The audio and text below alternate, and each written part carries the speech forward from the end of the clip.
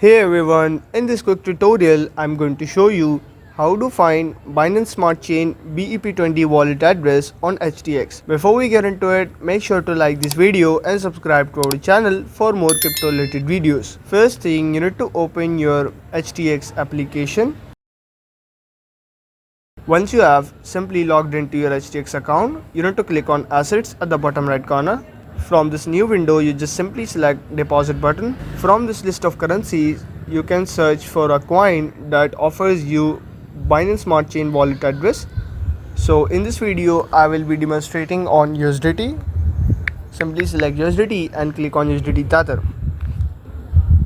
Now you need to choose a network, Binance Smart Chain. So the Binance Smart Chain network is BEP20. Keep in mind that BEP20 and Binance Smart Chain both are same thing.